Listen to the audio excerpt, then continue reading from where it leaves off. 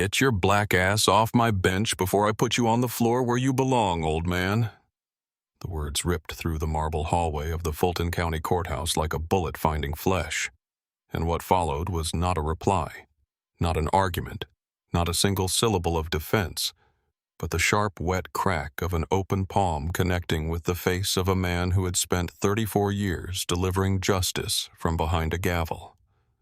The slap echoed off the stone walls and the fluorescent ceiling and the polished floor, and for exactly 3 seconds, the entire building seemed to hold its breath, because the officer who threw that slap had no idea, not even a flicker of suspicion, that the quiet old black man he had just struck across the mouth was the same judge about to preside over his case. But before we get to that moment, before the blood and the badge and the silence that swallowed an entire courtroom whole, we need to go back to the beginning of that morning, when none of this had happened yet and the world was still pretending to be fair. Raymond Alcott arrived at the Fulton County Courthouse at exactly 7:15 in the morning, 45 minutes before the first hearing was scheduled to begin, the same way he had arrived every working day for the past 34 years. He did not come through the judge's entrance on the east side of the building where a security officer would have greeted him by name and held the door.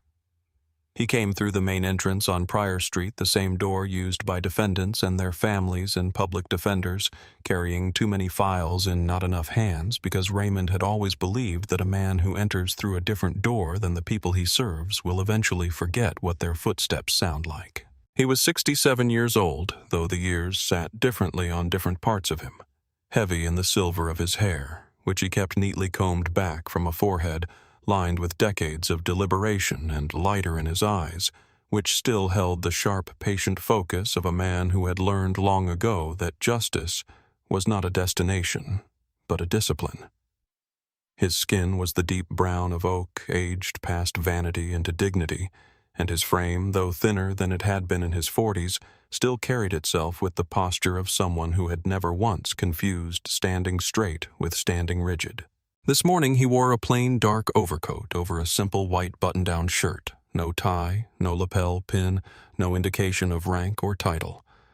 He looked to anyone passing by like exactly what the world too often assumed a 67-year-old black man in a courthouse must be someone's grandfather here to sit in the gallery and pray, or a retiree who wandered in from the cold, or perhaps a defendant himself waiting to be told where to stand and when to speak. On the bridge of his nose sat a pair of reading glasses, thin gold frames with a slight bend at the left temple from years of being folded and unfolded and set down on stacks of case files and picked back up again. The right lens was clean. The left lens had a hairline scratch that ran diagonally from the upper corner to just above the center, a tiny imperfection that had been there for over 2 years. His clerk had offered more than once to order a replacement pair. Raymond had declined each time with the same quiet phrase, "They still let me see what matters." He paused inside the lobby, reached into his breast pocket, and withdrew a small square of microfiber cloth, the edges fraying from use. He removed the glasses, held them up to the fluorescent light that hummed above him like an old hymn sung off-key, and began to polish each lens with the careful, deliberate motions of a man performing a ritual rather than a task. The cloth moved in small circles, first the right lens, then the left, pausing at the scratch, but not avoiding it, as if acknowledging a scar that had earned its place. The lobby smelled the way it always did, floor wax and stale coffee, and the faint metallic tang of the security scanner near the entrance. The marble floors were cracked in places, patched with grout that didn't quite match, and the leather seats in the waiting area had been repaired so many times with tape that they looked like maps of a country that kept redrawing its borders. The building itself was over 90 years old, and it carried the weight of thousands of verdicts in its walls, the way a church carries the weight of prayers that were answered and prayers that were not. Raymond slid the glasses back onto his nose and nodded once to the janitor who was mopping the floor near the elevators. The janitor, a heavy-set man named Curtis who had worked the morning shift for 11 years, nodded back without speaking. They had exchanged this silent greeting more times than either could count, a small communion between two black men who understood each other's presence in this building without needing to explain it. Then Raymond walked toward the courtroom, his footsteps soft on the stone, and disappeared through a side door that led to the judge's chambers, and the morning continued as if nothing remarkable had happened, because nothing had not yet. Officer Wade Prescott pulled his patrol cruiser into the handicap space directly in front of the courthouse steps at exactly 7:41 in the morning, and he did not hang a permit from the rearview mirror because he did not have one and did not believe he needed one. The badge on his belt was permit enough. The gun on his hip was permit enough.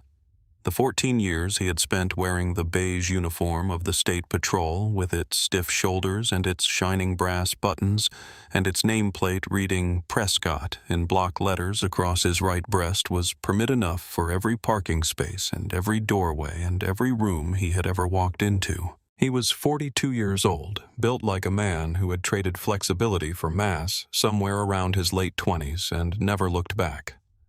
His neck was thick, corded with veins that surfaced whenever his jaw clenched, which was often. His hands were wide and heavy, the kind of hands that looked like they had been designed for one purpose and then reluctantly trained for others. His hair was platinum blonde, cropped so close to his skull that in certain light it looked almost white like frost on a fence post, and it caught the morning sun as he stepped out of the cruiser with the particular confidence of a man who had never once been asked to explain himself in a room full of authority. Wade was here this morning as the key witness in a case he considered barely worth his time. A minor hearing involving a 16-year-old black boy named Dion Harrell, who had been charged with obstructing a law enforcement officer under circumstances that, if written plainly, would make most people pause. The official report stated that during a routine sidewalk dispersal in Residential Zone 8, the subject displayed a defiant attitude by maintaining direct eye contact with the officer and refusing to lower his gaze when instructed.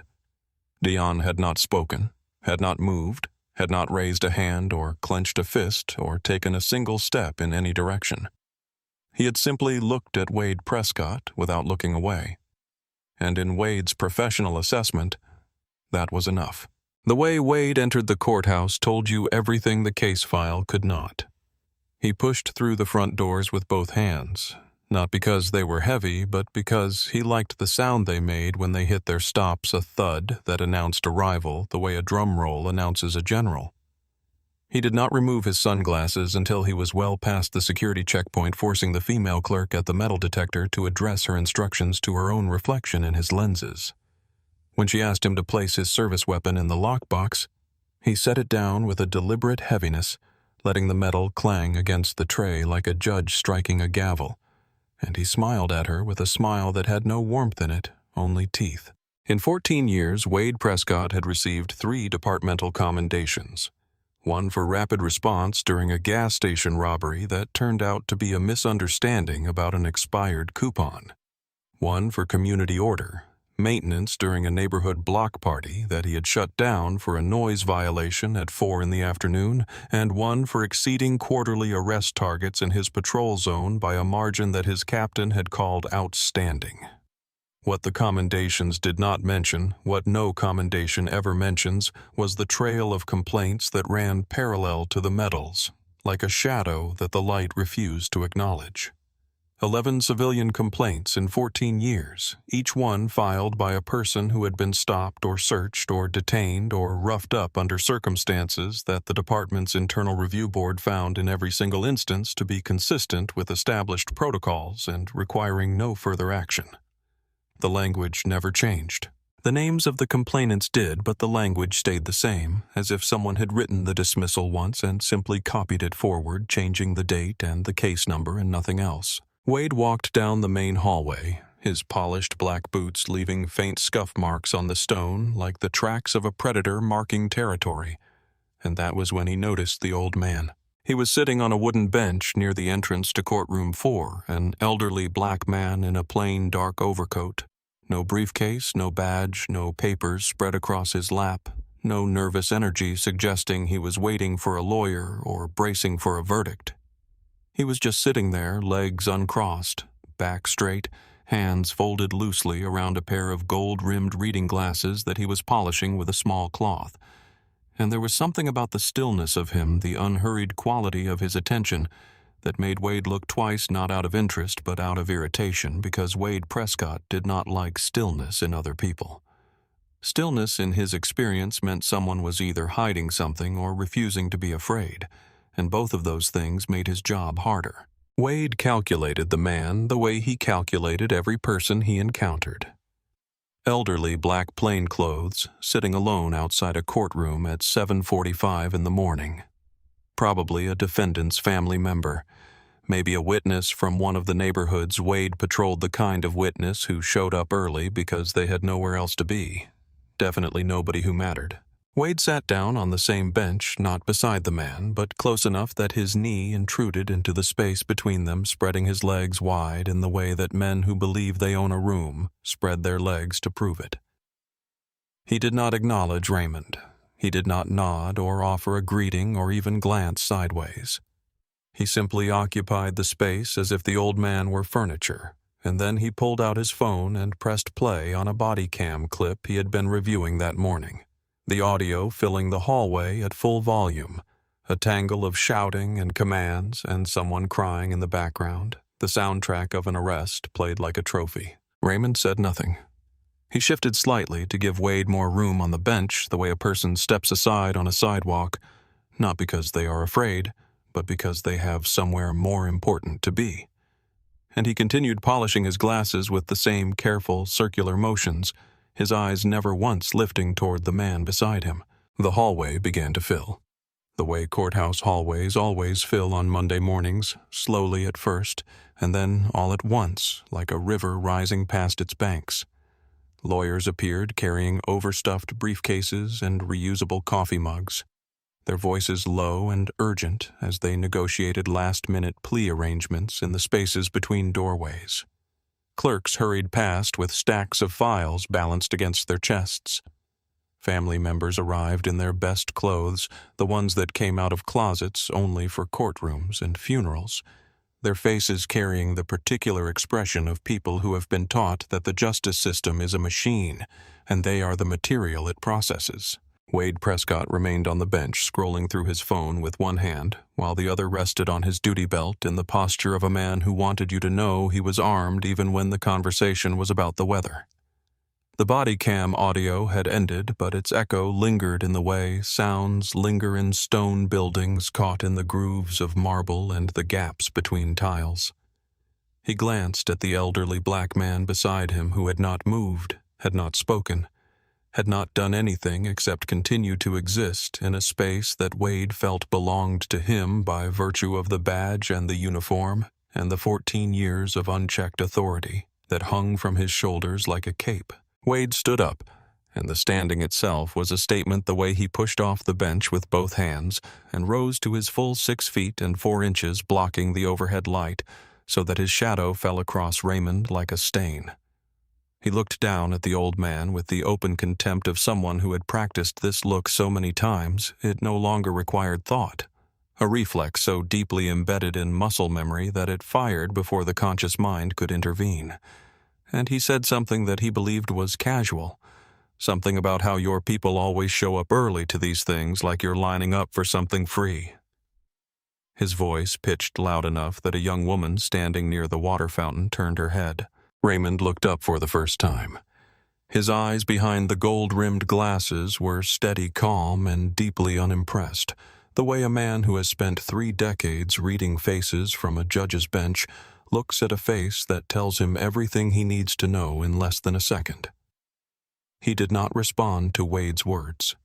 He did not flinch or stiffen or drop his gaze. He simply folded his polishing cloth, tucked it back into his breast pocket, with the same deliberate care he had used to take it out, and stood. Wade interpreted the silence as submission. He always did. In his world, when a black man said nothing in the presence of a white officer, it meant the system was working correctly.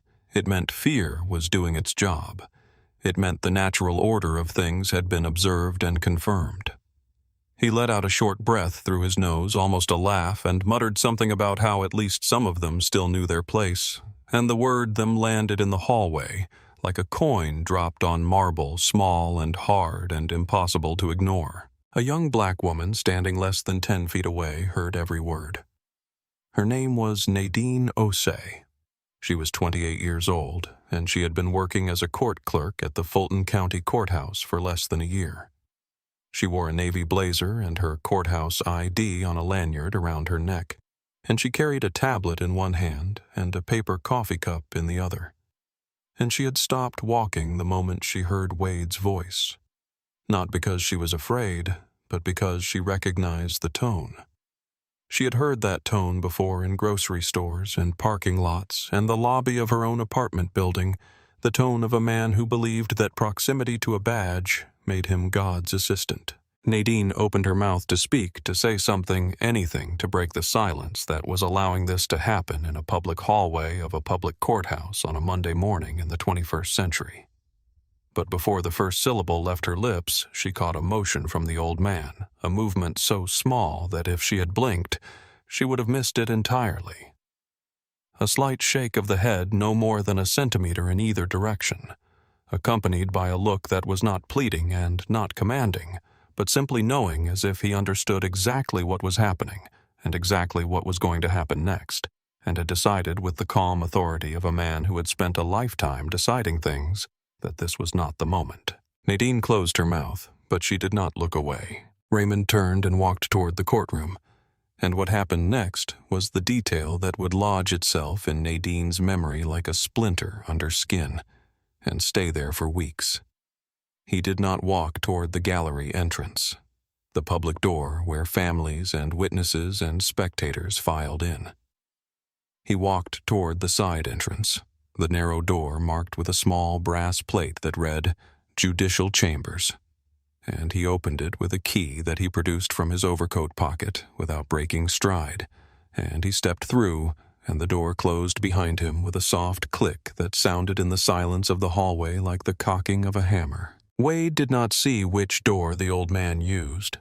To Wade, the man had simply shuffled off into the building the way old people shuffle slowly and without consequence, absorbed into the architecture of a system that was designed in Wade's understanding to process people like him and move on. Nadine stood frozen for another 3 seconds. Then she set her coffee cup on the water fountain ledge, picked up a pen from her blazer pocket, and wrote 5 characters on the palm of her left hand. 847A. She did not know why she wrote it.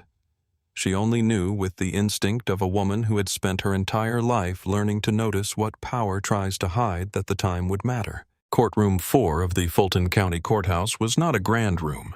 It was not the kind of courtroom you see in films about constitutional law or landmark civil rights cases with soaring ceilings and mahogany paneling and light pouring through stained glass as if justice itself had decided to make an entrance.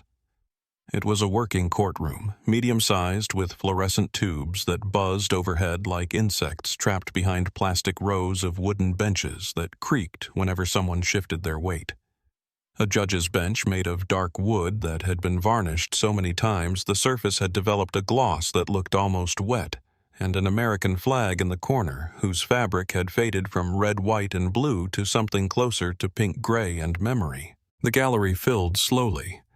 In the second row, directly behind the low railing that separated the public seats from the legal proceedings, sat Cassandra Harrell.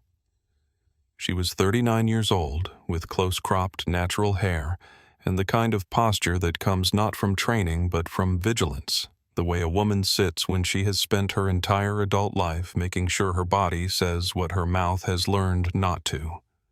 She wore her best church dress, a navy blue shift with small white buttons, because she believed the courtroom should be treated with the same respect as a house of God, and because she also believed with the hard-won faith of a black mother in America that how she presented herself might be the difference between her son coming home tonight and her son not coming home at all. Her hands were clasped in her lap so tightly that the knuckles had gone pale.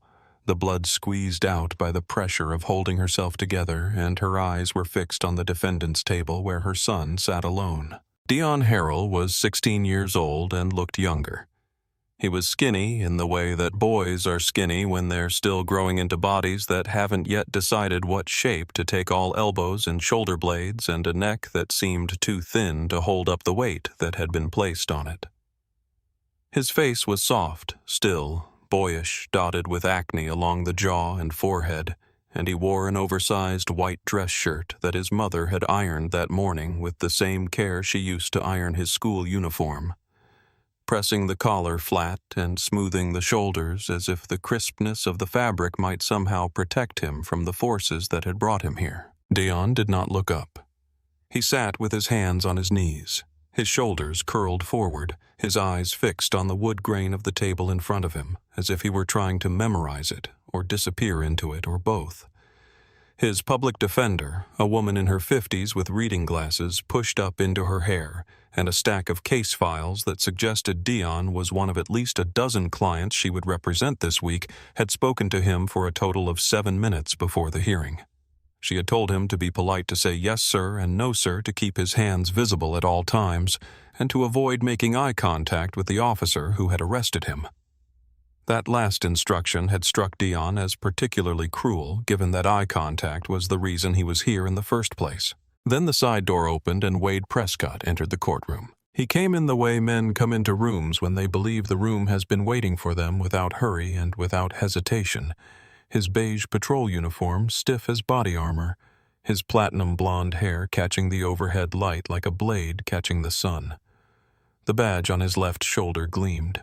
The nameplate on his right breast read Prescott in letters that seemed to announce themselves from across the room. His polished black boots struck the wooden floor with a clarity that turned every head in the gallery, each step a declaration that this was his territory, that he had walked through rooms like this 100 times, and left each one exactly as he found it, unchanged by anything that happened inside. Wade scanned the courtroom with the practiced eye of a man who assessed every space he entered for threats and allies. He saw the usual cast nervous families, a few reporters in the back covering something unrelated, the public defender already looking exhausted, and the boy small and silent at the defendant's table not worth a second glance. He did not look at the judge's bench. It was still empty. Then the side door opened again, and the man who walked out wearing a black judicial robe was the same man who had been sitting on the hallway bench 30 minutes earlier, polishing a pair of gold-rimmed reading glasses with a small cloth, while Wade Prescott spread his legs and played arrest footage at full volume and talked about your people like the words were seeds he was planting in already fertile ground. The same silver hair, the same dark skin, the same glasses with the same hairline scratch on the left lens now perched on the bridge of the same nose, the same steady, unhurried posture.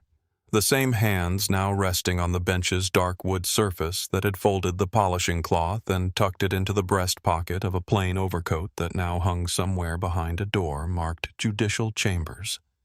Judge Raymond Alcott had taken his seat. Raymond adjusted the microphone with 2 fingers, bringing it half an inch closer without looking at it the way a musician adjusts an instrument by feel rather than sight.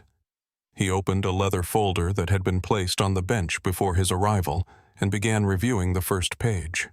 His reading glasses low on his nose, his silver hair catching the light from the tall courtroom window in a way that made him look both ancient and ageless, like a photograph of someone you recognize but cannot place.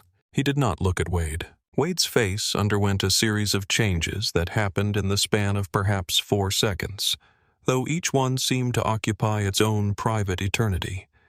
First came confusion, the brief mechanical stutter of a mind encountering something it was not prepared to process, like a key that does not fit a lock you were certain was yours. His brow furrowed, his lips parted slightly. His eyes moved from Raymond's face to the nameplate on the bench and back again, tracing the connection between the man he had dismissed on the hallway bench and the man who now sat above him quite literally in the architecture of American justice. Then came recognition, and recognition brought with it not fear, not embarrassment, not even the basic self-preservation instinct that should accompany the realization that you have just racially insulted the person who holds your professional fate in his hands. What came instead was something worse.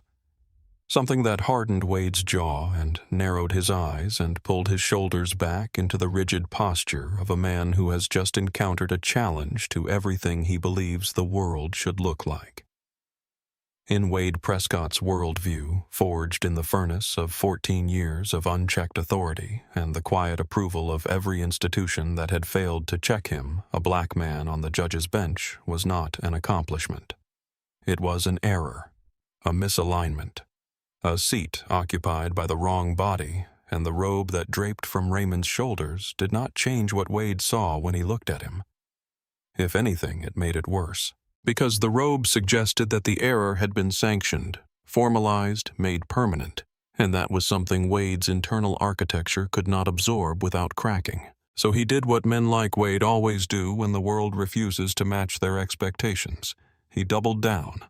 Not with words, not yet, but with posture. He slouched into the witness chair with a deliberate lean legs stretched out in front of him, one boot crossed over the other, occupying as much physical space as the chair would allow his body, a protest against the authority of the man on the bench.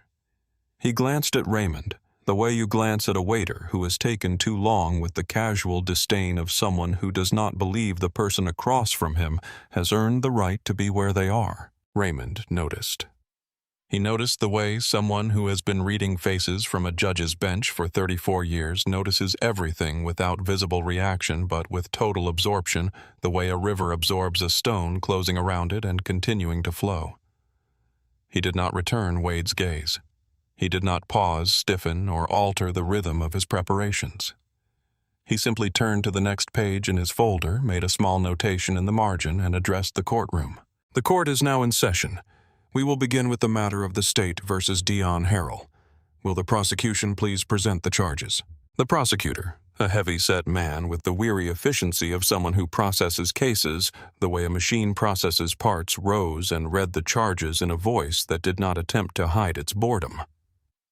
The defendant, Dion Harrell, age 16, is charged with one count of obstructing a law enforcement officer under Section 16-10-24, specifically, that on the evening of March 14th, the defendant displayed a defiant attitude by maintaining direct eye contact with Officer Prescott, in a manner consistent with nonverbal resistance during a lawful sidewalk dispersal. The words hung in the courtroom like smoke.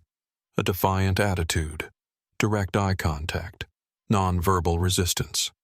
Each phrase a piece of legal language that, when stripped of its formality, said something very simple. A black boy looked at a white officer and did not look away. And for that, he was handcuffed, processed, and brought to this room to be judged. Raymond wrote something in his notebook. He did not react to the language of the charges, did not raise an eyebrow, or shake his head, or offer any of the small theatrical gestures that some judges use to signal their opinion before delivering it. But the way he set his pen down slowly, deliberately, with the cap clicking shut like the period at the end of a sentence that has just changed the meaning of the entire paragraph, made several people in the gallery sit up straighter as if they had just heard a sound they could not identify but knew they should pay attention to. Raymond began his examination of Officer Wade Prescott the way a surgeon begins an operation, not by cutting but by studying the terrain, identifying the landmarks, and planning the path that would cause the least visible damage while reaching the deepest tissue.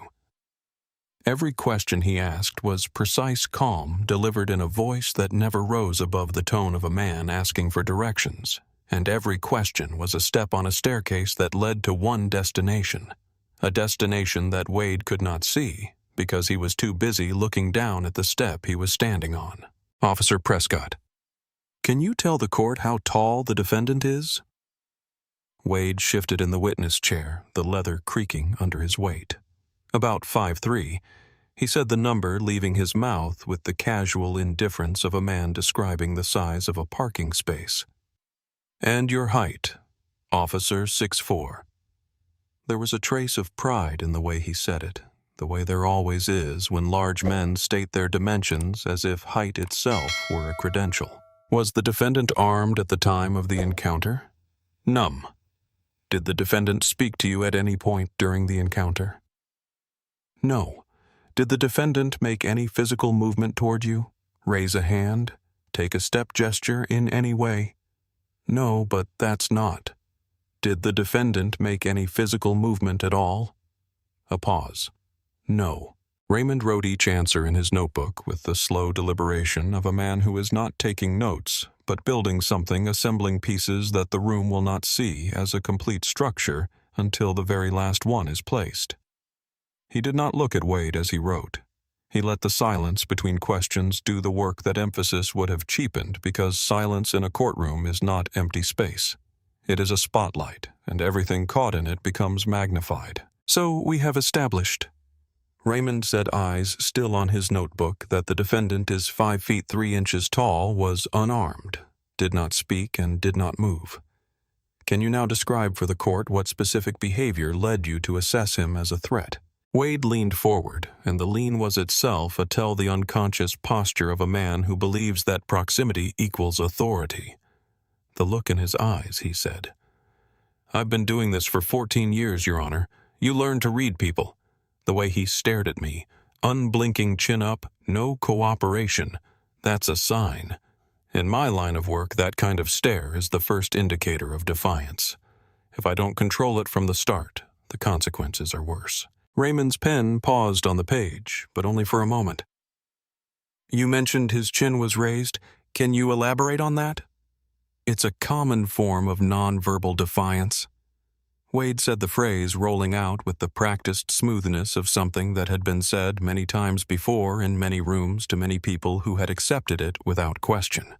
When someone lifts their chin instead of lowering it, they're challenging your authority. They're telling you they're not going to comply. A sigh rose from somewhere in the left side of the gallery, soft enough to be accidental, loud enough to be felt.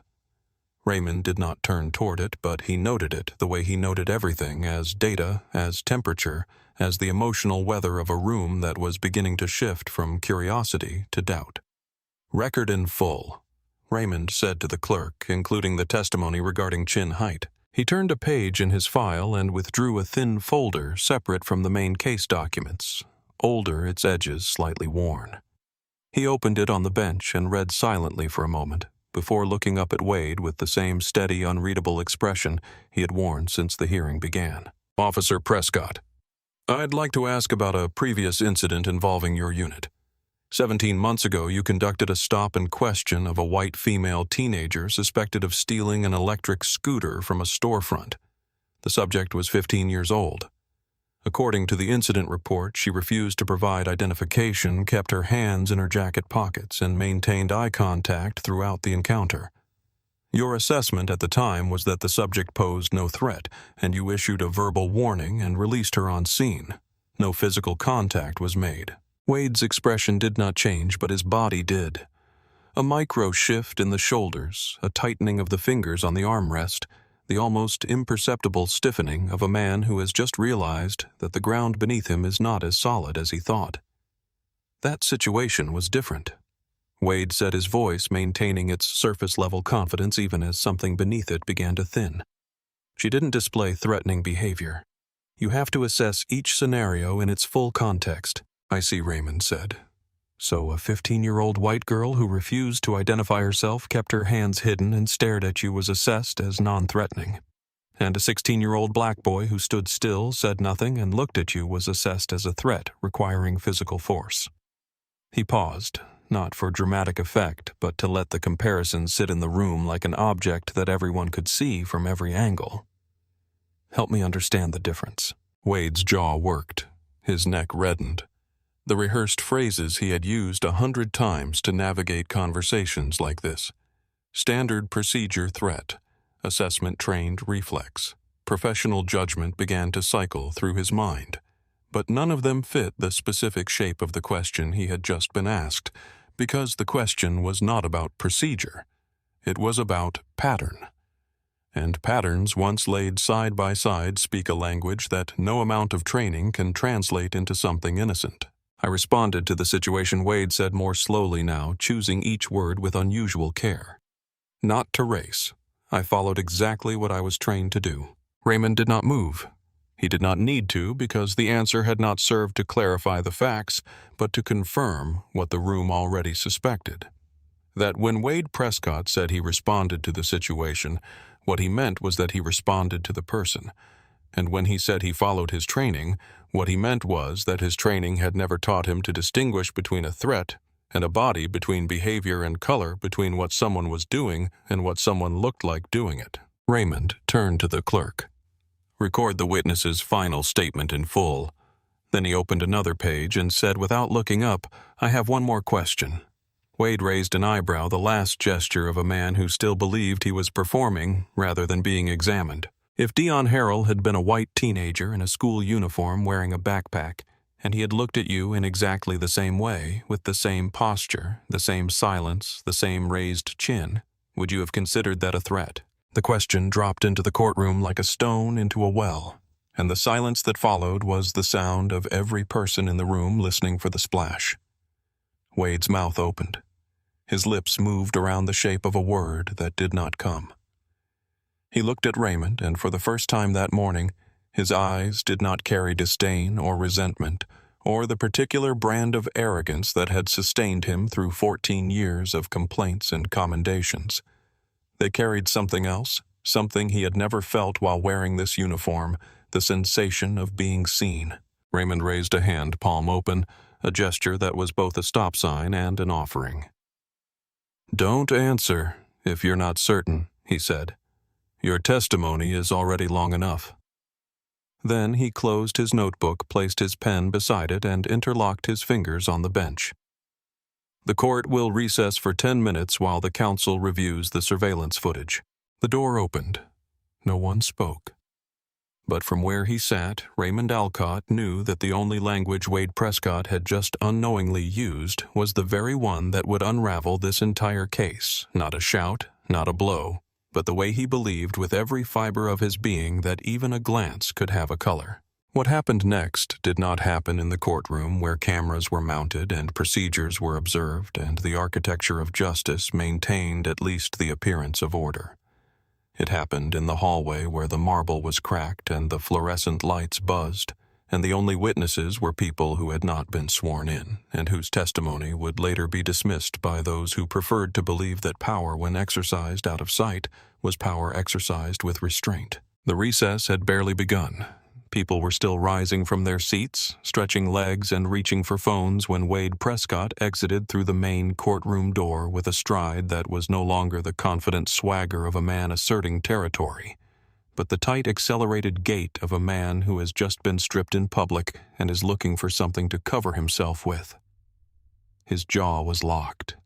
His hands were clenched at his sides, the knuckles white against the tan of his skin, and his eyes moved across the hallway with the rapid scanning pattern of a predator that has been cornered and is now deciding not how to escape but what to take down on the way out. Dion Harrell had been escorted from the defendant's table by a court deputy who was supposed to bring him to the holding area for the duration of the recess, but the deputy had stepped away to answer a radio call, leaving the boy standing alone in the corridor for no more than 15 seconds. 15 seconds was all it took. Wade's hand closed around the collar of Dion's oversized white shirt, the shirt his mother had ironed that morning with the same care she used to iron his school uniform, and he began to walk, pulling the boy behind him like a piece of evidence being transported from one room to another. There was no escort order. There was no legal authority. There was no explanation offered to anyone within earshot, because Wade Prescott had spent 14 years operating in the space between what the rules allowed and what the rules failed to prevent. And in that space, a hand on a collar was just another form of standard procedure. Dion did not struggle. He did not scream or curse or swing his arms or do any of the things that would later be described in an incident report as resistance.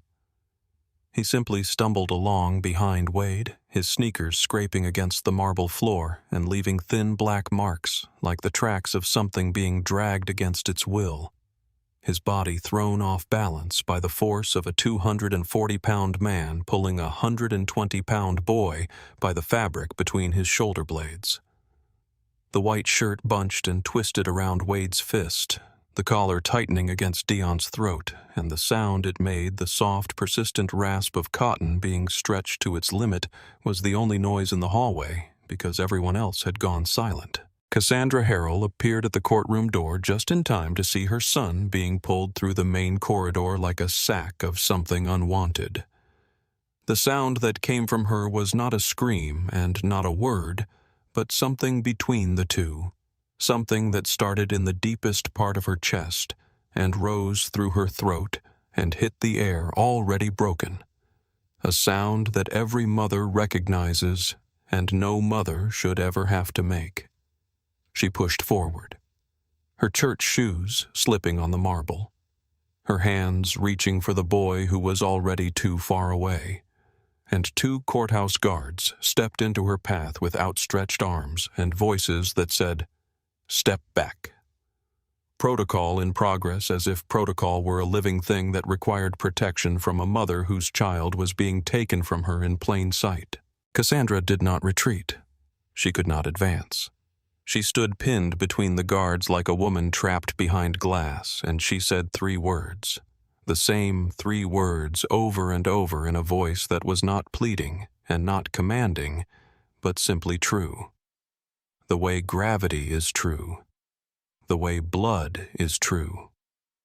That's my son. That's my son. That's my son. At the far end of the corridor, standing near the water fountain where she had heard Wade's words that morning, Nadine Osei watched it all unfold.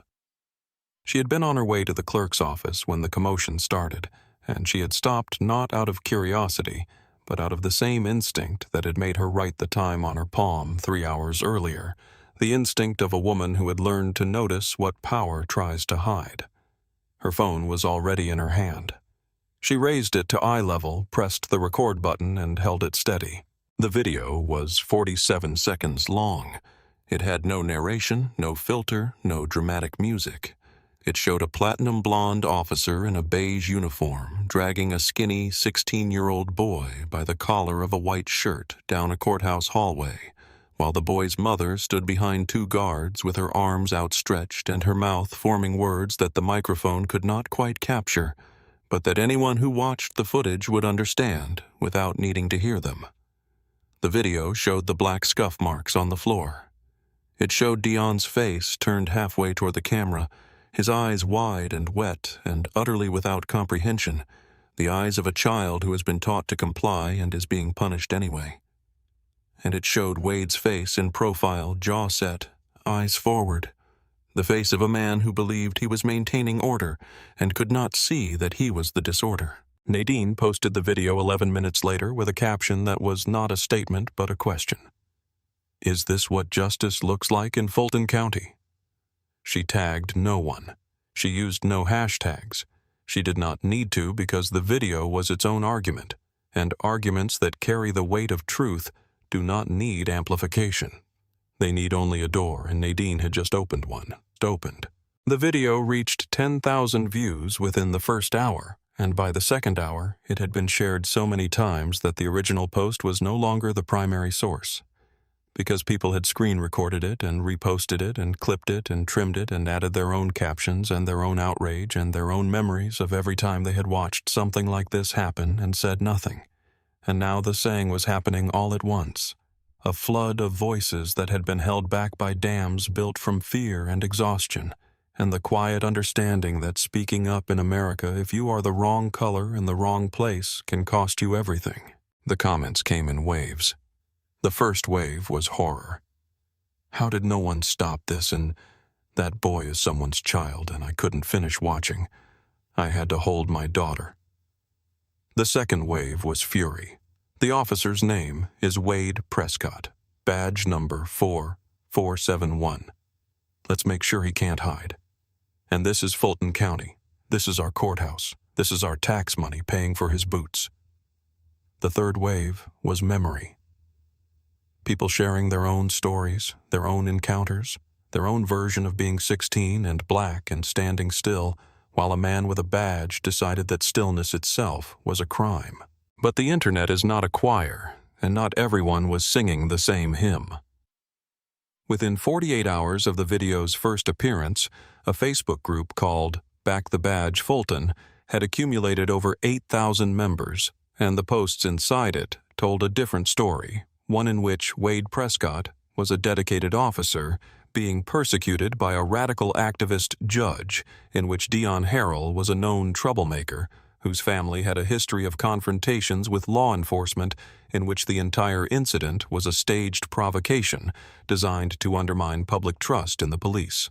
The group shared photos of Wade receiving his departmental commendations, his face smiling broadly beneath the platinum blonde hair as a captain pinned a medal to his chest.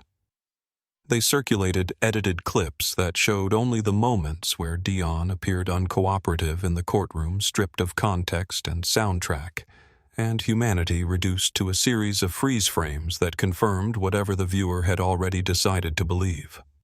They posted old news articles about Raymond Alcott's rulings, highlighting every case in which he had ruled against law enforcement, assembling a portrait of a judge who was soft on crime and hard on cops, and using the bench for personal politics rather than public service. If a man can't do his job without being called a racist, then what's the point of having police at all?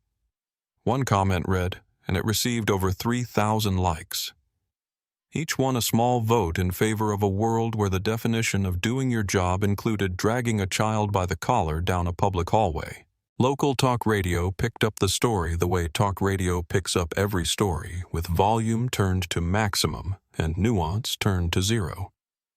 A morning host with a voice like gravel and a following of 500,000 asked his listeners, "Is this really about race? Or is this about a judge with an agenda?" Callers split sharply. An elderly white man from the suburbs said that Wade was the last of a breed, the kind of officer who wasn't afraid to do what needed to be done. A young black woman from downtown said that she had been stopped by Wade's unit twice in the last year, both times for walking while carrying groceries. A retired officer called in to say that the department needed to handle this internally and that public trials were bad for morale.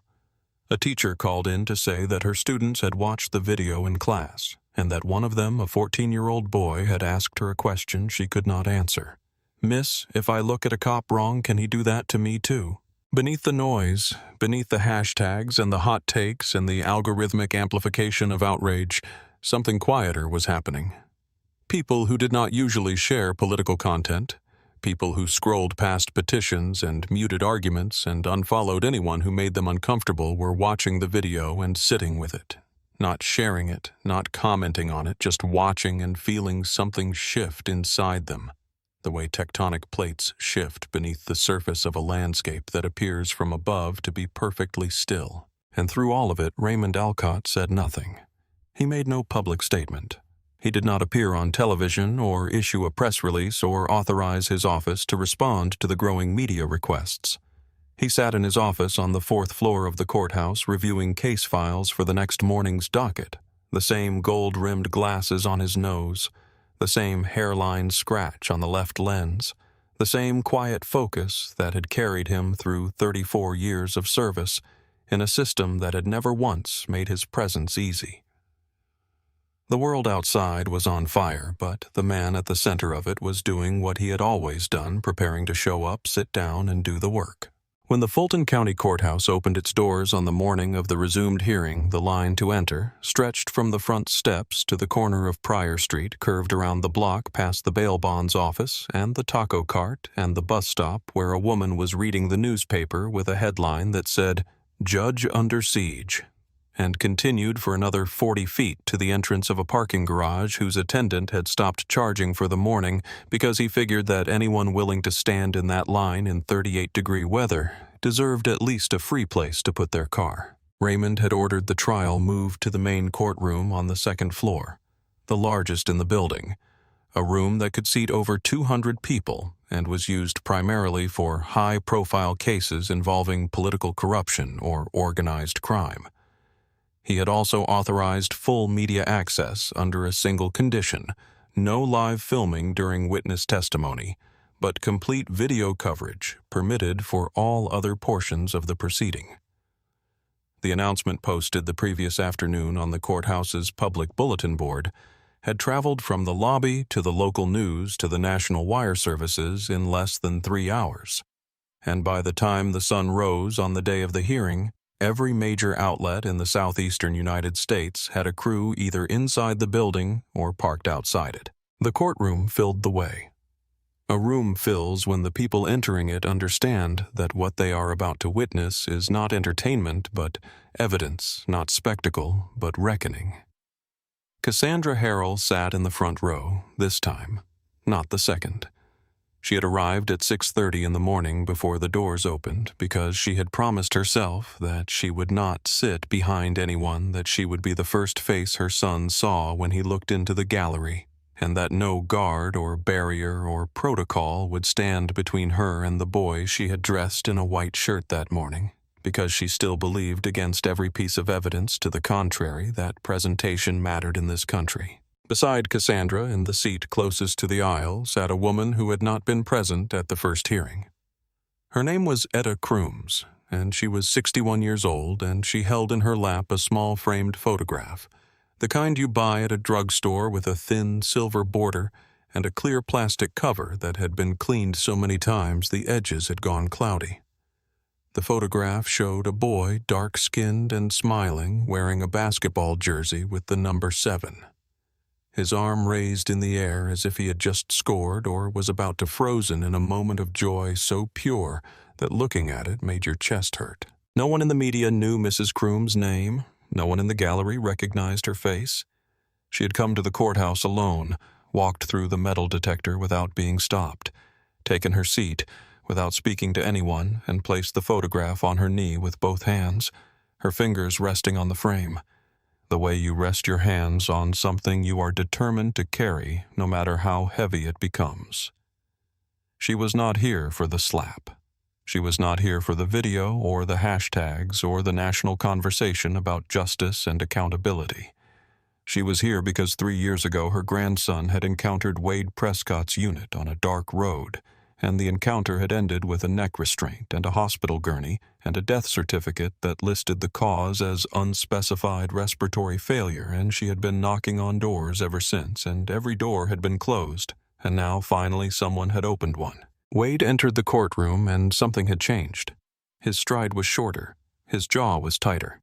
The viral video had not broken him.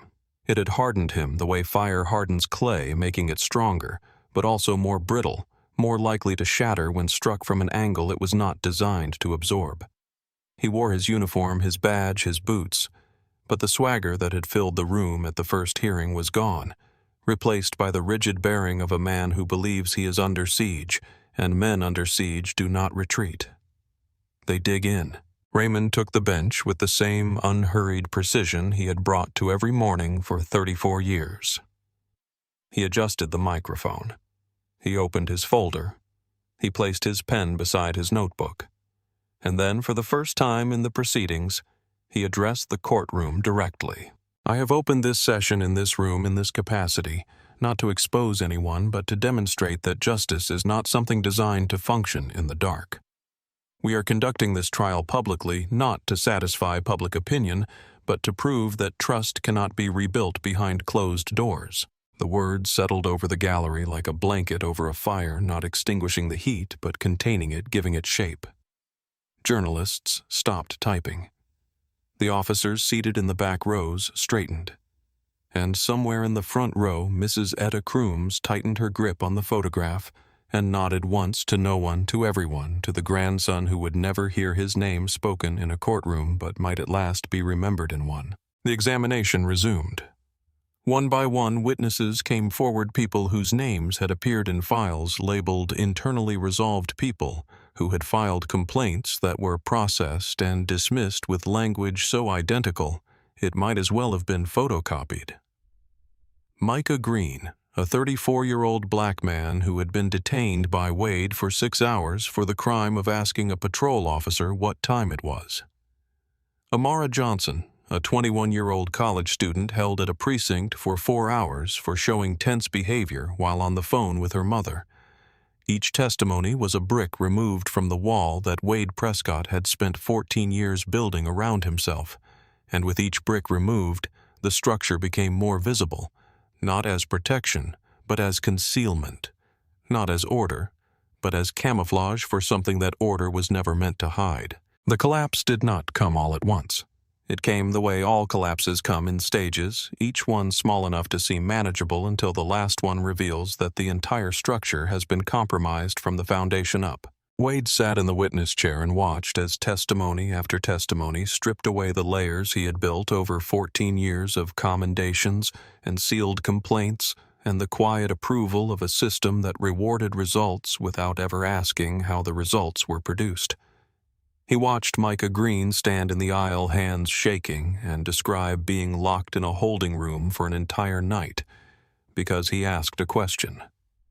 He watched Amara Johnson speak with a voice that trembled but did not break, recounting how Wade had told her to hang up her phone, step outside her car, and place her hands on the hood, and when she asked why he said she was showing abnormal signs, and in that moment, she truly believed she would not make it home.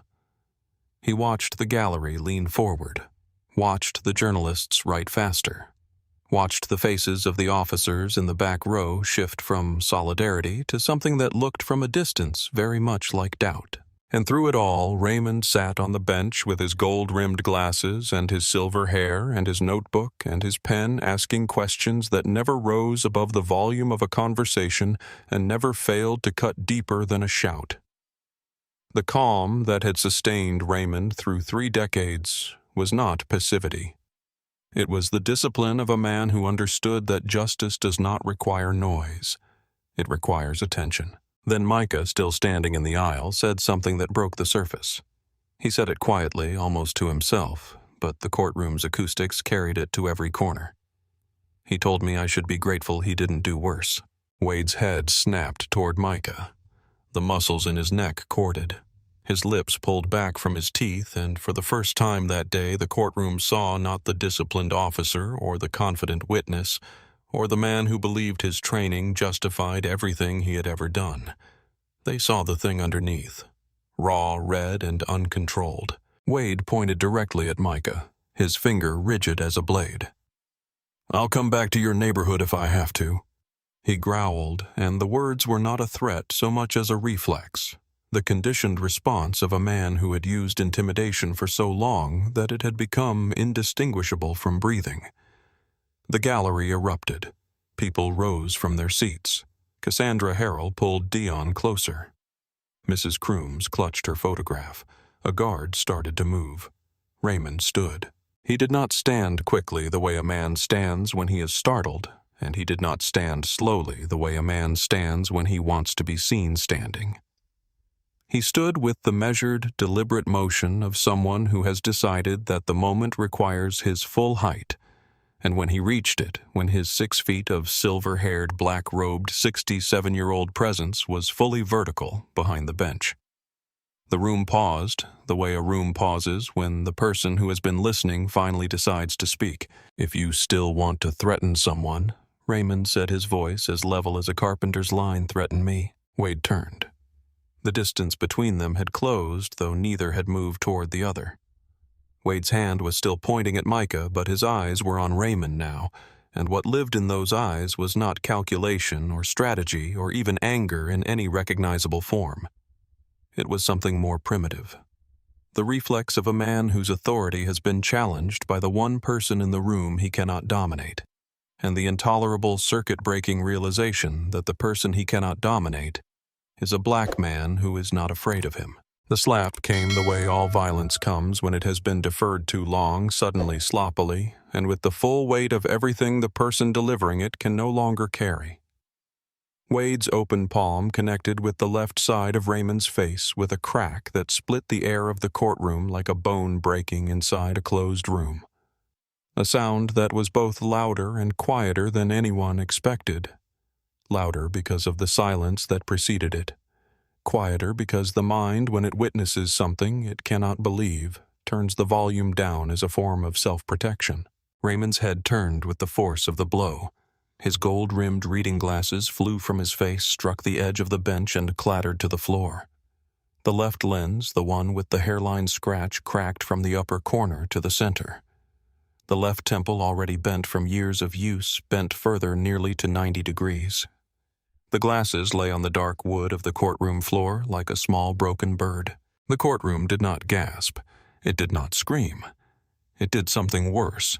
It went completely, utterly, impossibly silent. The kind of silence that is not the absence of sound, but the presence of something too enormous for sound to hold the silence of 200 people simultaneously understanding that what they have just witnessed cannot be undone, cannot be justified, cannot be absorbed by any framework of standard procedure or professional reflex or the way things have always been done. Raymond's face turned slowly back to center.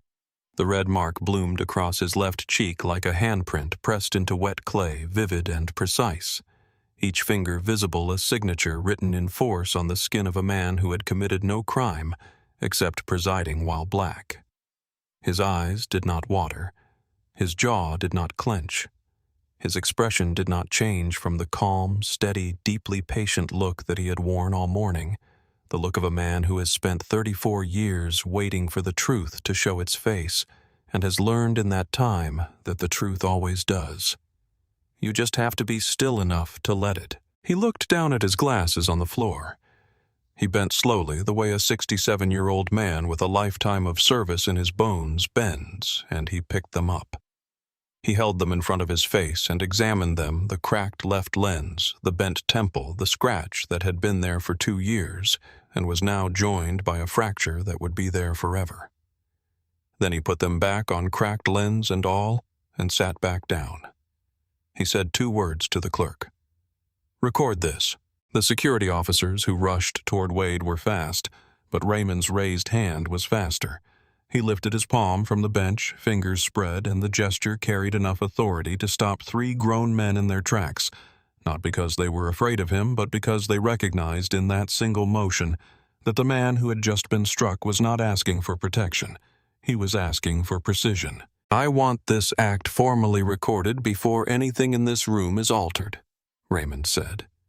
And his voice was the same voice he had used all morning, the same volume, the same cadence, the same absolute refusal to allow the emotional temperature of the room to dictate the temperature of his words. A serving law enforcement officer has committed an act of assault against a presiding judge in an active courtroom. Let the record reflect the names, the time, and the nature of the act. He turned to the clerk, whose hands were shaking so badly that the pen in her fingers left a small ink mark on the page before she could steady it. "Enter my name, Raymond Alcott. Enter the officer's name, Wade Prescott. I am filing a petition to escalate this matter to the federal level and requesting the immediate suspension of Officer Prescott, along with a formal indictment for assault on a judicial officer in the performance of his duties." Wade stood where the slap had left him, his hand still half raised, his face cycling through expressions that did not resolve into anything coherent, because the part of his brain that had always told him what to do next, the part that had been rewarded for 14 years of decisive action, was producing no signal. He had struck a judge. He had struck a judge in a room full of witnesses. He had struck a black judge in a room full of cameras. And the judge had not fallen, had not flinched, had not raised his voice or called for help or done anything except put his broken glasses back on and continue doing his job. Wade began to form something that might have been a sneer, the reflex of a man reaching for the only tool he has left. But the expression froze halfway to completion because the back door of the courtroom opened and a man entered. He was middle-aged, plain-clothed, unremarkable in every way, except for the badge on his collar that identified him as a representative of the State Conduct Oversight Commission, and he walked with the particular unhurried stride of someone whose arrival has been anticipated by everyone except the person it concerns. He did not introduce himself. He did not speak to the gallery, or the press, or the officers who had frozen in mid-step near the witness stand. He walked directly to Raymond's bench, stopped, and nodded once, a nod that was not a greeting but a confirmation. "We have reviewed the full footage from the courtroom's internal cameras," he said. "Judge Alcott, you may continue presiding over this matter. As for the officer, he will be taken into custody for investigation effective immediately." There were no handcuffs in that moment. There did not need to be. The statement itself was a set of restraints invisible and absolute, and they closed around Wade Prescott with the quiet finality of a door shutting in a house he would not be returning to. Wade looked around the courtroom, searching for the faces that had always been there when he needed them. The colleagues who nodded when he walked past the supervisors who signed off on his reports without reading them. The silent architecture of approval that had held him up for 14 years. Like scaffolding around a building that everyone knew was unsound but no one wanted to condemn. Every face looked away. Nadine Osei stood near the exit, her phone at her side screen dark. She did not record this part. Some moments she had decided were not for the internet. They were for the people in the room to carry with them personally, permanently, the way you carry a burn long after the fire has gone out. Cassandra Harrell did not cry. She pulled Dion closer to her and placed her hand gently over his eyes, not to shield him from violence because the violence was over, but to let him feel her palm against his face and know in the way that only a mother's touch can communicate. That contact between human beings does not have to hurt that a hand can hold instead of strike. That skin can mean you are safe instead of you are not. And Mrs. Etta Crooms, in the seat closest to the aisle, clutched the framed photograph of her grandson tighter against her chest and bowed her head, not in grief, but in the quiet, exhausted patience of a woman who had been waiting 3 years for a door to open and had just heard the lock begin to turn. Vivian Tate did not watch the slap on the internet like everyone else. She watched it on the small television mounted above the coffee station in the newsroom of the Fulton County Register, where she had worked as an investigative reporter for 12 years, and where the television was always tuned to a local news channel that no one paid attention to until someone in the office said, "Oh my God," and everyone stopped what they were doing and looked up. She was 44 years old, with natural hair she wore in short twists close to her scalp, and the kind of face that seemed designed for listening wide-set eyes that gave nothing away, and a mouth that stayed closed more often than it opened, because Vivian had learned over a decade of covering stories that other reporters considered too small or too dangerous or too uncomfortable to pursue, that the most important information usually comes to people who are willing to be quiet long enough to hear it. She watched the clip 3 times. The first time she watched Wade's hand. The second time, she watched Raymond's face. The third time, she watched the glasses, the way they flew from his face and hit the bench and fell to the floor, and lay there cracked and bent until the old man picked them up and put them back on as if nothing had changed except the lens. And then Vivian remembered something that the clip could not show her, because it had happened 22 years ago in a different part of the city, on a different kind of morning to a different version of herself. She had been a sophomore at the State University, 22 years old, walking to her first journalism internship at a community newspaper that paid nothing and required everything. She was carrying a notebook and a borrowed tape recorder and wearing a blazer she had bought at a thrift store because she wanted to look professional on her first day. She was walking south on Capitol Avenue past the row of bail bonds offices and check-cashing stores that lined the blocks between the university and the newspaper's office when a patrol car pulled alongside her and an officer stepped out. He was tall blonde, and he looked at her the way certain men look at black women who are walking with purpose in neighborhoods where purpose in their assessment does not belong to people who look like her. He did not ask for identification. He did not state a reason for the stop. He simply looked at her skin and listened to her voice and then asked with a coldness that she would feel in her bones for years afterward, "Who do you think gave you the right to walk around here?" She had not reported it.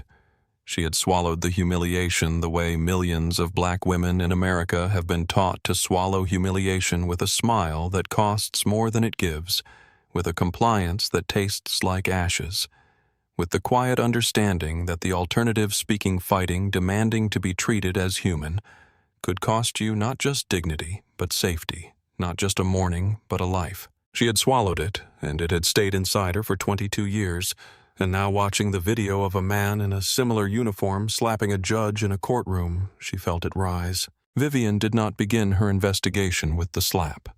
She began it with the pattern. She pulled every case file, arrest report, and civilian complaint that mentioned Wade Prescott's name over the course of his 14-year career, and she cross-referenced them against departmental records, internal memos, and the database of complaints maintained by the county's Civilian Review Board. The work took 4 days of 14-hour shifts fueled by coffee that grew colder with every hour and a determination that grew hotter. The pattern that emerged was not subtle. It was not the kind of pattern that requires statistical analysis or expert interpretation to recognize. It was the kind of pattern that a child could see. If you laid the pieces on a kitchen table and asked them what they noticed. Elderly defendants, minority families, petty violations, escalated to violent encounters, complaints filed and dismissed with language so identical it might as well have been stamped from a template. Wade's arrest rate for black suspects was triple the departmental average. His use of force reports outnumbered his peers by a factor of 4. And his 11 civilian complaints, each one filed by a person who had been stopped or searched or detained under circumstances that ranged from questionable to indefensible, had all been resolved with the same phrase: internally resolved, no further action required. Vivian began contacting the people behind the complaints. Some hung up, some cried.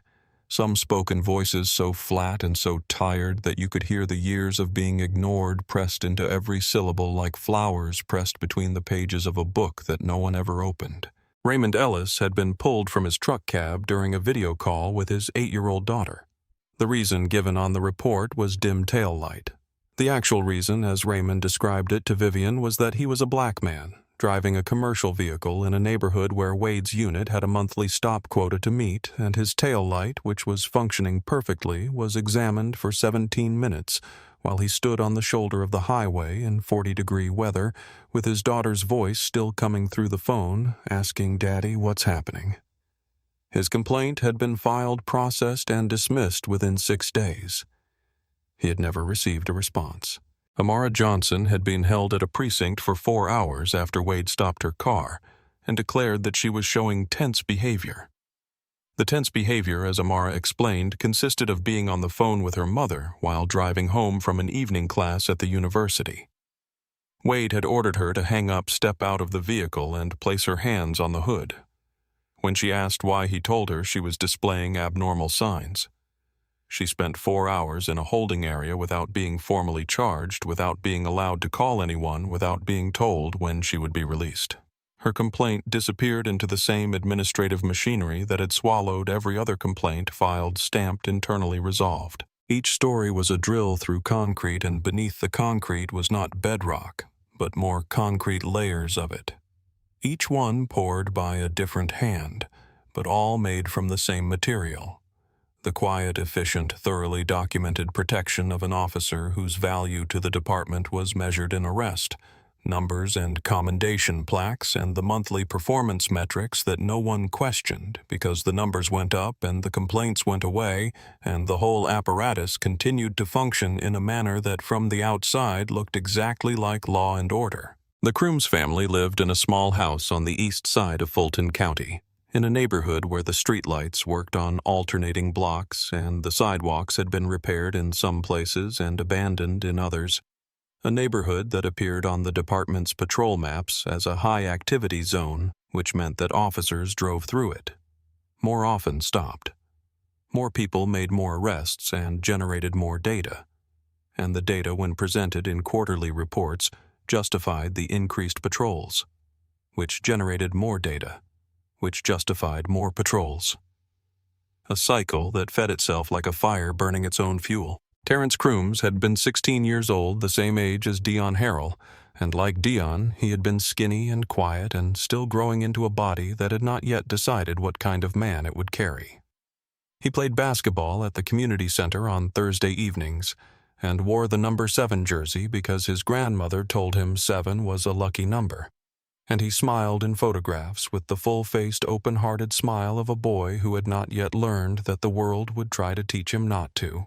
3 years before the slap in the courtroom, Terrence was stopped on a Tuesday night by 2 officers from Wade Prescott's unit during a routine patrol of the east side. The stop was initiated according to the official report because the vehicle Terrence was riding in his older cousin's sedan had a registration tag that appeared to be expired. The report stated that during the stop, the subject became non-compliant, displaying signs of aggression, and that the officers were forced to use restraint techniques to prevent escalation. What the report did not state what no official document had ever stated, until a young legal staffer named Avery Dawson recovered the original draft from an archived server 3 years later, was that the first version of the incident report contained a single line handwritten in the margin of the draft that read, "No signs of resistance. Recommend warning and release." That line had been crossed out. In its place, typed into the final version of the report, in a font that did not match the rest of the document, were the words "non-compliant behavior," "signs of aggression," "restraint applied per protocol." Terrence had been ordered out of the vehicle, thrown to the ground, and held in a neck restraint for approximately 110 seconds. At some point during those 110 seconds, his body stopped struggling, and at some point after that, his body stopped moving entirely. And at some point after that, someone noticed, and at some point after that, an ambulance was called, and at some point after that, Terrence Crooms arrived at a hospital where the doctors could not save him because there was nothing left to save. The death certificate listed the cause as unspecified respiratory failure. The body camera footage from both officers was marked as having malfunctioned. The local newspaper covered the story in one paragraph buried on page 12 under the headline, "Teen Dies After Encounter with Police. Investigation Pending." The investigation was never completed. The file was closed. The officers were reassigned. Wade Prescott signed the final incident report as the supervising officer on duty that evening, and his signature a sharp, confident scrawl that slanted to the right as if leaning into its own certainty was the last mark of authority placed on a document that erased a boy's life and replaced it with a procedure. Avery Dawson was 26 years old, a junior legal staffer who had been assigned to review archived case files as part of the background preparation for the Prescott hearing. He was not looking for the Crooms case. He was looking for inconsistencies in reporting formats, a tedious task that involved comparing fonts, timestamps, and server access logs across hundreds of documents. But when he opened the original draft of the incident report and saw the handwritten line that had been deleted, the 7 words that would have changed everything if they had been allowed to survive, "No signs of resistance. Recommend warning and release," he stopped scrolling. He read the line again. He read the line a third time. And then he began to shake.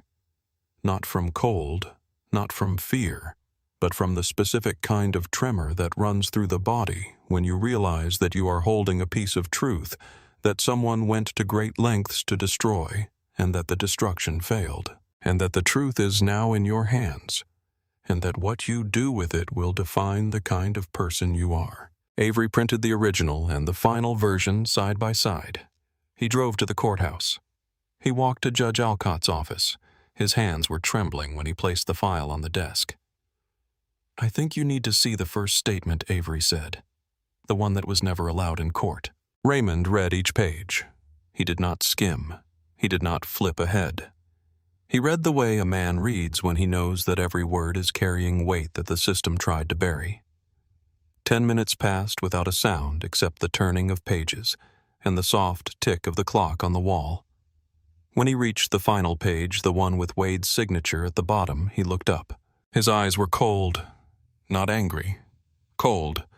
The coldness of a man who has just confirmed something he suspected but hoped was not true, and the confirmation has not destroyed his faith in the system he serves, but has refined it, burned away the parts that were comfortable and left only the parts that are necessary. "This isn't one man's misconduct," Raymond said. "This is how the machine was built to run." That same afternoon, Vivian Tate stood in the Crooms family living room where Terrence's photograph still hung on the wall beside a basketball trophy and a certificate of perfect attendance from the community center. Mrs. Etta Crooms held Vivian's hand tightly as she listened to the details of the report. She had never been shown the original words that had been erased before they could protect her grandson. The evidence that his death had been documented not as a tragedy, but as a procedure. She did not cry.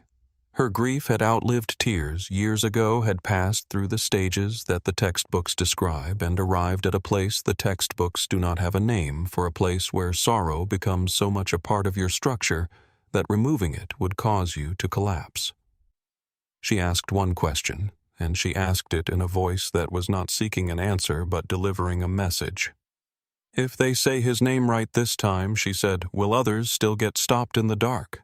The investigation did not stop at Wade Prescott's badge. It could not because Wade's badge was not the source of the disease. It was a symptom, and symptoms, no matter how violent, do not explain themselves. They point upward toward the body that produced them. Vivian and Avery traced the chain of protection link by link, complaint by complaint, sealed file by sealed file, and every link led to the same name, Captain Garrett Webb. He was 57 years old, with 23 years of service, and a personnel file so clean it looked sterilized. He had never fired his weapon in the line of duty. He had never been named in a civilian complaint. He had never appeared in a news article or a court transcript or a departmental investigation. He was, by every metric the system used to measure its own health, the model of an effective administrator. What Garrett Webb had done, and what he had done with the meticulous, tireless, invisible efficiency of a man who understood that the most durable form of corruption is the kind that leaves no fingerprints, was protect Wade Prescott. Not with force, not with threats, not with the crude instruments of intimidation that men like Wade used. With language, with procedure, with the careful, deliberate manipulation of the words that the system used to describe itself to itself. Every complaint against Wade that crossed Webb's desk was relabeled before it could reach external review. Excessive force became loss of situational control. Racial profiling became inconsistent application of community engagement protocols. Unlawful detention became extended field assessment beyond standard time frame. The words changed, but the outcome never did. No further action required. Each euphemism was a small act of erasure, and over 23 years the erasures accumulated until the truth was buried under so many layers of administrative language that finding it required not a journalist but an archaeologist. An anonymous audio clip surfaced during the investigation, 40 seconds long, recorded 3 years earlier at a bar outside the county line. Wade's voice was unmistakable. "I don't fear the law. I've got Webb." The recording circulated through internal channels before it went public, and its effect was less like a bomb going off and more like a light being turned on in a room that everyone knew was dirty but no one had been willing to examine. Both Raymond and Vivian received anonymous emails within 24 hours. The sender's address was untraceable, but the message was identical. "Don't touch Webb's man. You're out of your depth." Raymond recorded the date, time, and content in his notebook and placed it in the top drawer of his desk, where he kept things that were not evidence yet, but would be soon. Vivian saved the email, printed a hard copy, and continued working because she had spent 12 years covering stories that powerful people did not want covered, and she had learned that when threats start showing their face, it means the mask has already begun to fall. The full scope of Webb's protection became clear when Avery completed his audit of the internal case management system. Over 8 years, 213 civilian complaints had been filed against officers in Wade's unit. Not one had been escalated beyond internal review. Reports were renamed, bundled under generic classification codes, or routed to satellite offices where they sat untouched until the filing deadline passed, and they could be legally archived without further action. The mechanism was not broken. It was functioning exactly as designed, a machine built to process complaints, the way a paper shredder processes documents, converting them from something legible into something that could never be read again. Vivian's broadcast segment aired on a Tuesday evening. She stood in front of the camera in the same newsroom where she had first watched the slap, and she spoke without notes, without a teleprompter, without the kind of performative outrage that television often substitutes for substance. She said, "They call it loss of situational control. But who is losing control? And why does the loss always look the same?" The question did not require an answer.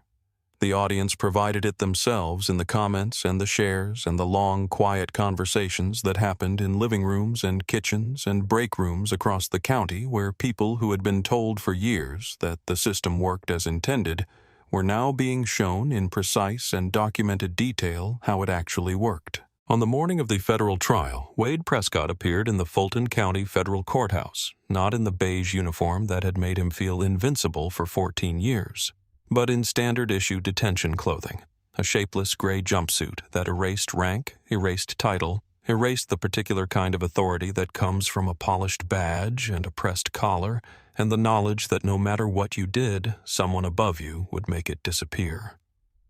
He sat behind the metal barrier at the defendant's table, and the hands that had slapped a judge and dragged a boy and signed reports that buried the truth were folded in his lap, still and purposeless, like tools that have been disconnected from the machine that gave them meaning. The courtroom was full. Reporters occupied every assigned seat and several that had been added along the walls.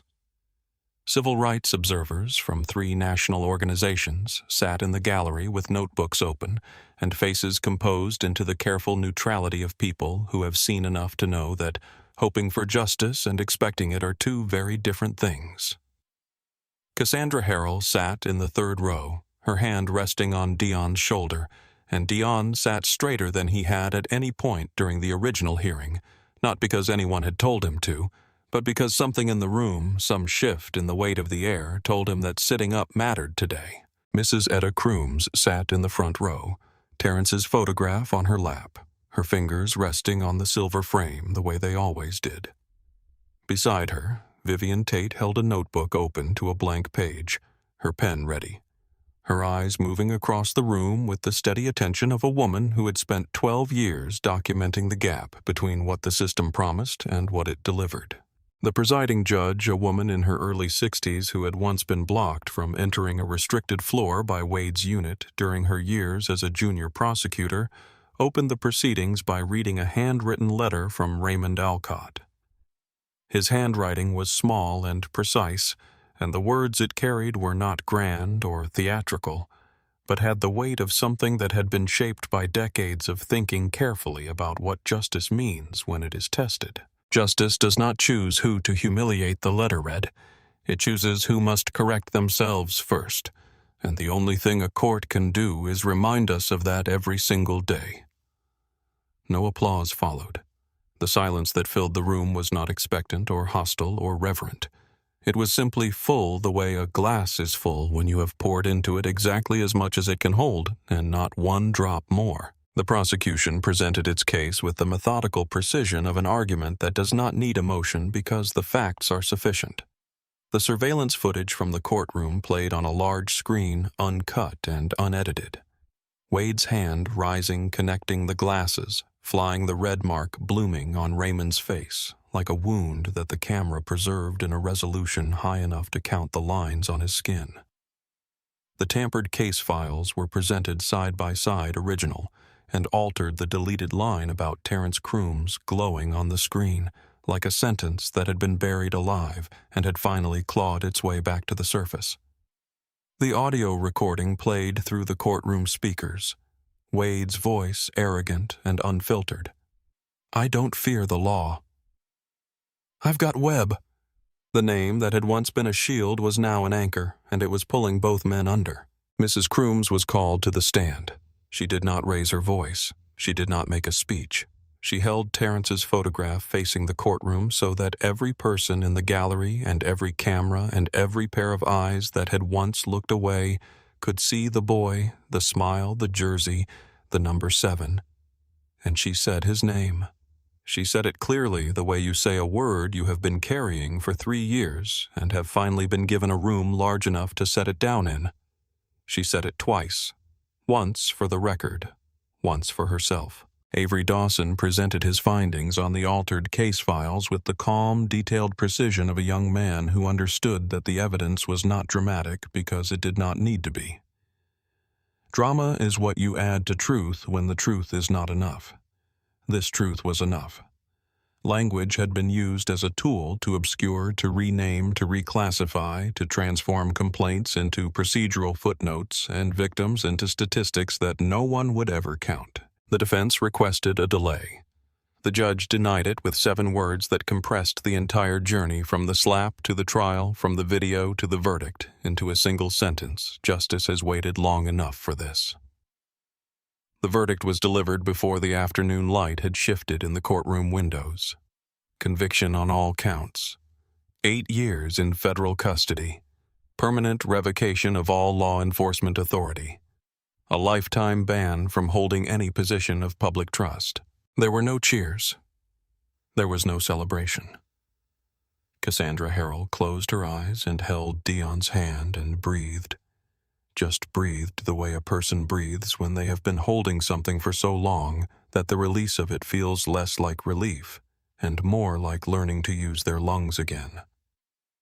Mrs. Crooms pressed her lips to the glass cover of Terrence's photograph and whispered something that no microphone captured, and no reporter transcribed something that belonged only to her, and to the boy who would never hear it, but who at last had been spoken for. As Wade was led from the courtroom, he passed the row where the families sat.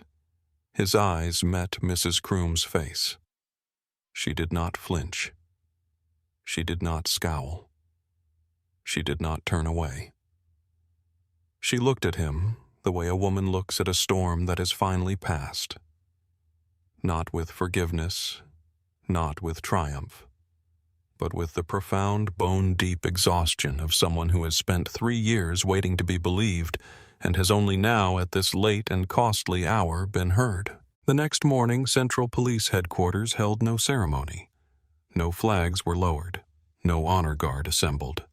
The building simply opened its doors at 8 o'clock, and the hallways filled with officers who walked a little differently than they had the day before. Their strides shorter, their conversations quieter, their eyes carrying the particular wariness of people who have just learned that the floor beneath them is not as solid as they were told. At 8:30, Captain Garrett Webb walked to the podium in the main briefing room. He wore his dress uniform, but the medals that usually lined his chest were absent, and the insignia on his shoulders seemed to catch the overhead light without reflecting it, as if even the medal knew that what it represented had been fundamentally diminished. He placed a single sheet of paper on the podium. He did not grip the edges. He did not clear his throat. He read one sentence, and the sentence was enough. I defended the department, but I no longer know whom I was defending. He turned and left the room without looking back, and the silence that followed him was not the silence of mourning or respect or even anger. It was the silence of recognition, the sound a mirror makes when the person standing in front of it finally sees what everyone else has been seeing for years. Within the hour, the appointment was announced. Lieutenant Layla Amari would assume command of the division, a woman who had been passed over for promotion 3 times in her career. Each time, with the same notation in her personnel file, demonstrates independent thinking, inconsistent with unit cohesion. She took the podium with no ribbon, no additional insignia, no prepared speech. "I didn't come to be an example," she said. "I came to hold balance." Behind her, young cadets stood watching, and in their faces was something that had not been there the day before. Not excitement, not idealism, but the cautious, clear-eyed understanding that the door they were about to walk through was open because someone had refused to let it stay shut, and what they did once they were inside would determine whether it stayed open or was quietly, gradually pulled closed again. The next morning, Raymond Alcott arrived at the Fulton County Courthouse at exactly 7:45 before the first hearing was scheduled to begin, the same way he had arrived every working day for the past 34 years. He came through the main entrance on Pryor Street. He nodded to Curtis, the janitor, who nodded back. He walked the hallways before anyone else arrived, checked the courtroom lights, adjusted the bench microphone, and sat down. On the bench in front of him was a new case file, thin, unremarkable, the kind of small claims dispute that would never make the news and never needed to. He opened it, uncapped his pen, and began to read. On his nose sat the same gold-rimmed reading glasses, the left lens cracked from where they had hit the floor, the left temple bent nearly to a right angle. He had not replaced them. He would not replace them. When a young clerk noticed and asked why he kept wearing broken glasses, Raymond looked up over the fractured lens and said the same thing he had always said. The same 6 words, unchanged. "They still let me see what matters." But outside the courthouse, someone had placed a photograph at the base of the front steps, propped against the stone beside a single white chrysanthemum that was already beginning to curl at the edges from the cold. The photograph showed Raymond's face in the moment. After the slap, the red handprint vivid against his skin. His expression unchanged, his eyes steady behind the cracked glasses, looking not at the man who had struck him, but through him, past him towards something that only a man who has spent 34 years in the same chair can see. There was no caption, no name, no hashtag. A little girl walking past with her mother stopped and stared at the photograph for a long time, and then she looked up and asked in the clear, unguarded voice of a child who has not yet learned that some questions are supposed to go unasked. Did it hurt him? The mother knelt on the cold stone, brushed a strand of hair from her daughter's face, and said, "Yes, baby." But he stayed so no one else would have to. Inside, the courtroom was empty except for Raymond and the morning light that came through the tall window and fell across the bench in a long, bright stripe that touched the gavel he had not yet needed to use today.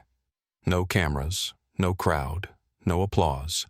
Just the sound of a page turning, the soft scratch of a pen moving across paper, and the steady, unhurried breathing of a man who had been given every reason to walk away and had chosen instead to sit back down.